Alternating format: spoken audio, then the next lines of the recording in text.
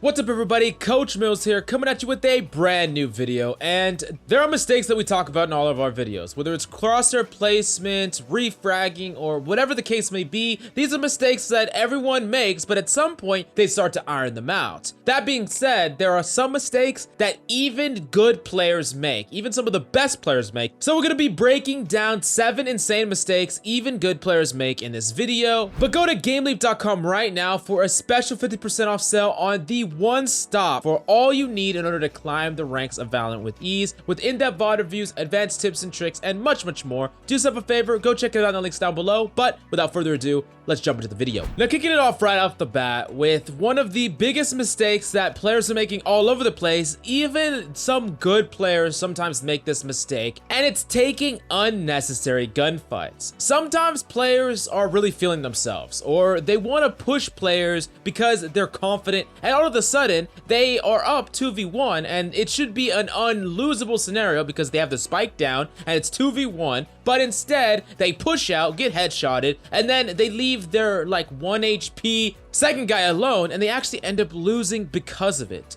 The thing you need to understand is if you can set up an advantage scenario or you have numbers advantage, there are ways to set up positioning wise to where it's impossible for the enemy to win. You could set up in an area where if the enemy peeks one of you, the other person gets full information and will be able to have a crossfire, trade off of each other's contact. This is so important, and I know sometimes you're feeling yourself. Sometimes you just ran it down mid and killed 2 people and you just want to keep chasing people all the way across the map, but sometimes you need to take a step back and realize, hey, I want to win this game, and I don't want to just win it just like by, 13-10. I want to win it by 13-0. So I want to take every single engagement and take it seriously, because who knows if I overextend, who knows if my team is going to throw a 3v1, who knows? So play it safe, play it consistent, and you're going to win more games because of it. Now move on to the next mistake that even good players make, and it's rushing fights or retake. And this happens a lot when one of your teammates are flanking, right? And you're trying to defuse the spike and you're trying to retake a point. Well, you will most likely push in before the person on the flank wants to push in, or that person, maybe that person's you, will want to flank and flank too soon and you'll die.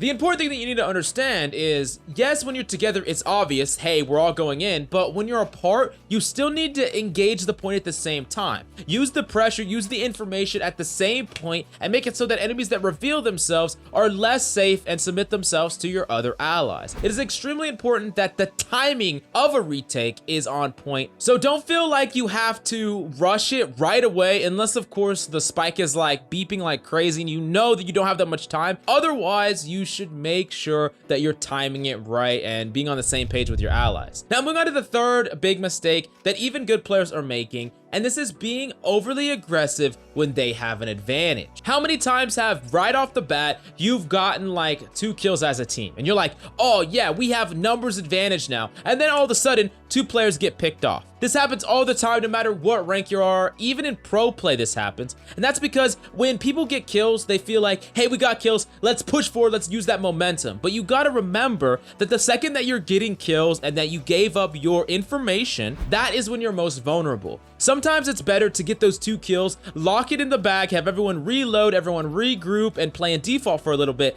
and then decide where you're gonna push, where you have the biggest strategic advantage. A lot of times, especially after you get those entry kills, as long as you play together and make sure that you're set up in scenarios where you can consistently refrag, it's impossible to lose. But players will get far too aggressive, get double dinked, and then all of a sudden it's a 3v3 again, and you might even lose that game, when you really should never lose a game where you get 2 kills right off the bat. Make sure that you're not going too aggressive and trying to ride that momentum, especially so because some enemies will feast on that and set up a trap for you where you got too overeager, you got some picture rushing in and they're hiding in a corner ready and waiting, or they have an op that they're about to peek heaven, or whatever the case may be. Just make sure that every time you get a couple of kills, especially when you're on attack, make sure that you slow down, reevaluate the situation, decide where you're going to push after the fact, maybe mix up your position just because you gave it away, and then proceed from there. You're going to win a lot more games because of it. Now moving on to the next big mistake that even good players are making, and this has to do with awareness and not understanding that once an ally rotates off a point, it is entirely entirely possible for an enemy to have lurked up through there. They think, hey, I'm holding mid with the sniper rifle, and maybe some of the enemies have, you know, they've harassed on the A side, you're holding mid, and let's say it's a scent mid, right? And you're just gonna wait there, and your B guy rotates to A, and you're like, hey, I'm gonna right here, I'm gonna cut off any rotation. Well, you're not thinking about the possibility of someone on the enemy team that was actually playing in the default of B, routing through B and lurking behind through CT, and you get shot in the back of the head, and you're like, what the heck? Who is guarding this? And you start freaking out. Well, the thing is, the second your ally rotated off, it is incredibly important for you to consider that a weak point. That's a possibility. And the longer that someone is not there protecting that angle, the more likely or the more potential that that can be a possibility. So you gotta be careful and think about things. And sure, if your ally just rotated off, it's highly unlikely, but the longer they're apart, you need to, like, in your mind, think, hey, this place is getting a little bit more dangerous. This area is getting a little bit more dangerous. In your mind, you just constantly are rechecking, hey, what is the possibility that they could be here? And that is the way that you really see those really high IQ pro players. They're looking at a spot where everyone's like, what the heck? What are you even looking at? And an enemy all of a sudden peeks from there and kills them, and people are like, what the heck? How did he get there? Well, they're really thinking about that in their mind, and you should too. That will turn you from a good player into an amazing player if you can really master this step and never let anything truly catch you off guard. Now moving on to the fifth mistake that even good players are making, and this one's a big one, and this is not looking at the perspective or putting themselves in the shoes of their allies. What is your ally guarding? What do they need to ensure that they can hold that angle even better? What angles can you guard to give them an easier time, or what positions that can you hold to make it easier for you to get the refrag if they lose the duel? Also, what weapons does your allies have and how much health do they have? There's a lot of different factors that you should put into consideration. How likely is it for your ally to lose the duel? What weapons put them at an advantage or a disadvantage? These are all really, really important factors and can allow you to position fundamentally different, or simply just help the ally to better make it so that wherever they're holding or whatever they're trying to accomplish, they can do it easier and better, and it's going to guarantee you the win a lot more. Now, I know worrying about yourself and your allies is difficult, but the longer and longer you are thinking about what your ally is trying to accomplish, the easier time it will be for you to actually be guarding the angles they're not guarding, or easily setting up the enemy in a no-win scenario. You see a lot of players climb through the ranks thinking only about themselves mostly, and that is just not gonna cut it to a certain extent. And a lot of times, just a little bit of comms or just thinking about what your ally is actually trying to do or what they're doing in general, that's gonna give you a much better chance of actually winning the game. Now moving on to the sixth big mistake that even good players are making,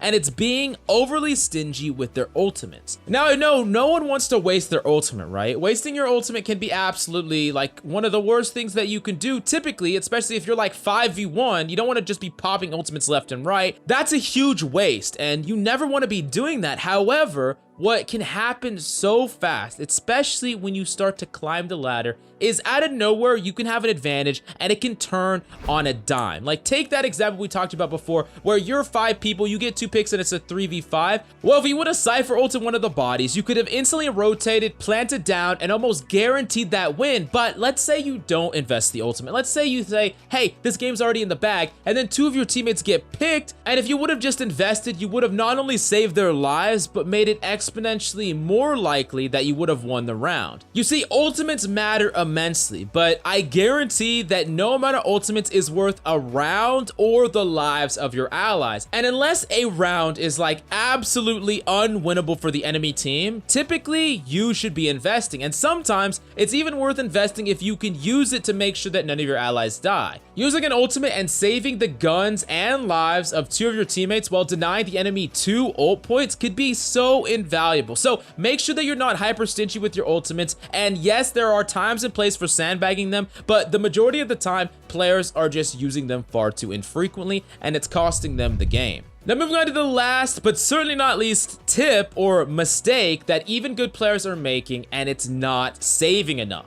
You see, players sometimes want to pop off. They're maybe 1v4 and they're just like, yeah, I'm gonna go in, I'm gonna click every single head. And maybe 1 out of 5 you might do that. But you gotta remember that when you're in a rank, you're playing against people that are around your skill level. You're not always gonna be able to 1v4, and a lot of times you could be hurting the odds of winning the entire game if you're not just saving your guns. You see, just having 2 allies save a gun can allow them to buy for their allies, and then all of a sudden you can have 4 members of your team that have guns and make a pretty decent buy round. Otherwise, if you all just die, you can't buy at all, or you're gonna have to save. That could be the difference between giving yourself a fair shot or losing all of these really important rounds. And if you compound that over the course of an entire game, you could have lost anywhere from 2 to maybe even 6+ rounds because you're not saving when you should be. If you are really disadvantaged, like 2v5, go reset with your team and save. And the important thing about saving here is you're not peeking enemies, you're not trying to get exit picks, you're not even trying to fight them at all. You want to position yourself in a way that you absolutely can't die, because if the enemies are winning, they're on like a winning round streak, it doesn't matter if they die or not. You get entry pick, sure, you get some ult charge, but they're gonna still be able to buy their guns. But if you die, if you take that risk and you die,